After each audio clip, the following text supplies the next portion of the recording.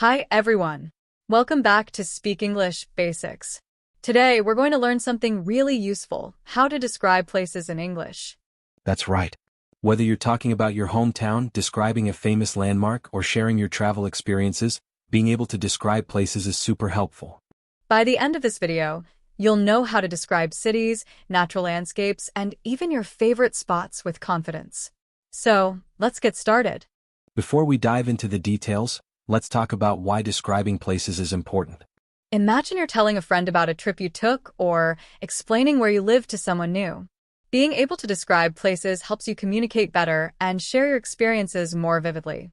Plus, it's a great way to practice English vocabulary, sentence structure, and adjectives. Exactly. So, let's start with some basic tips on how to describe any place.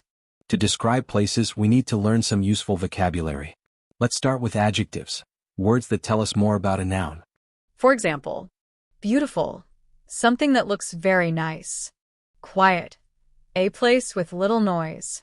Busy, a place full of activity or people. Spacious, a place that is large and open. Historic, a place with a lot of history. Now let's practice. I'll say a word and you guess what it means. Ready? Okay, what does modern mean? Something new or related to the present time. Great. Now it's your turn to try. Write some adjectives in the comments below. Let's talk about how to describe cities. Cities are full of interesting details like buildings, people, and activities. To describe a city, you can talk about its size. Is it big, small, or medium-sized? Its location. Where is it? Is it near the sea, in the mountains, or in a desert? Its vibe. Is it lively, quiet, or peaceful? For example, New York City is a large, bustling city in the United States. It's known for its tall skyscrapers, like the Empire State Building, and its energetic atmosphere. Your turn. Try describing your city in the comments below. Now, let's move to natural landscapes. These are places like mountains, beaches, forests, and rivers. When describing natural places, you can use words like breathtaking, so beautiful that it amazes you. Tranquil, very calm and peaceful. Lush, full of green plants. Remote, far away from other people or cities. For example, the Grand Canyon is a breathtaking natural wonder with steep, colorful cliffs and a vast landscape. Here's a question for you. How would you describe a beach? Now, let's learn about prepositions. These are words that show the position or location of something. Common prepositions for describing places include in, the Eiffel Tower is in Paris. On, the city is located on the riverbank. Near, the park is near the school. Between, the town is between two mountains. Practice using these prepositions when talking about places near you. Famous landmarks are often fun to describe.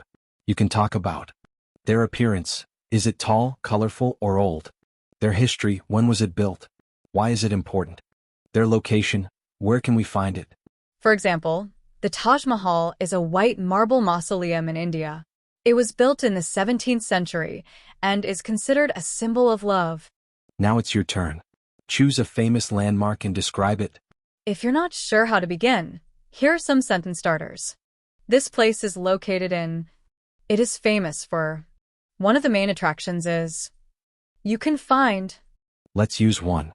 This place is located in Japan. It is famous for its cherry blossoms. Let's practice with a short conversation.